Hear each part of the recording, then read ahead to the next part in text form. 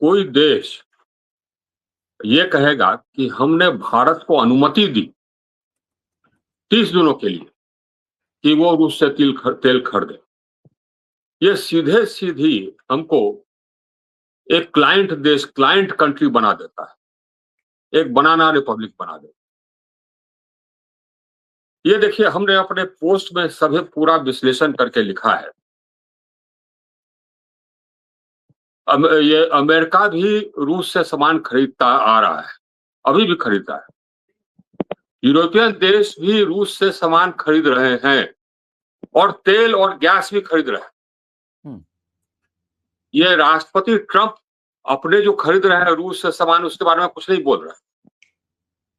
जो यूरोपियन देश खरीद रहे हैं ऑयल और गैस, उसके बारे में कुछ नहीं बोल रहे। और ये सारी बात यूरोपियन देश जो ऑयल और गैस खरीद रहे हैं, कुल मिलाकर के भारत से ज्यादा पैसा ही दे रहे हैं रूस को। जो पैसा जा रहा है रूस को, वो यूक्रेन वॉर में इस्तेमाल नहीं हो रहा है क्या? बदलो विंडो अगर फ्रेम तो ये जबकि ट्रंप ने कहा कि साहब भारत को रूस से तेल खरीदना रोकना होगा, तो सरकार को खड़ा होकर बोलना चाहिए था ना साहब कि क्यों आप भी तो खरीद रहे हैं रूस से सामान, आपके दो यूरोपियन मित्र हैं वो भी रूस से सामान खरीद रहे हैं, कोई बोला नहीं। प्रधानमंत्री कुछ बोले नहीं, चुप्पी साधे रहे। इनके विदेश मंत्री कुछ नहीं बोले, चुप्पी साध रहे। क्या बात है साहब, कोई आप पर अटैक कर रहा है और आप चुपचाप है। उसके बाद फिर ट्रंप ने कहा कि नहीं साहब, सो भारत नहीं रोकता है तो इस पर टैरिफ हम 50% लगाते हैं, और 50% उसने टैरिफ लगा दी। फिर चुप।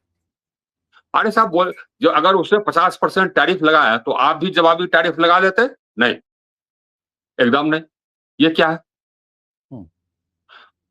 और अभी जबकि तेल की जरूरत पड़ी तो ये पूछे होंगे अमेरिका से, तभी ना अमेरिका ने अनुमति दिया। बिना पूछे तो कोई अनुमति किसी को देता नहीं है। ये अमेरिका से पूछने गए कि हाँ साहब, सो रूस से हम और तेल खरीदे कि नहीं। ये दिखाता है कि आप अपने देश को एकदम कितना नीचा गिरा रहे हैं ये अंतरराष्ट्रीय स्तर पर। एक समय था जबकि हमको न्यूक्लियर बॉम्ब फोड़ना था और अमेरिका सख्त उसके खिलाफ, वाजपेयी जी का सरकार, और हम लोगों ने न्यूक्लियर एक्सप्लोजन किया। बांग्लादेश नहीं बनता साहब अगर हम लोग अमेरिका की अनुमति लेते या अमेरिका से डरते रहते तो। ये देखिए, ये देश के लिए ठीक नहीं है। जो कमजोरी दिखाई जा रही है, ये देश के लिए ठीक नहीं।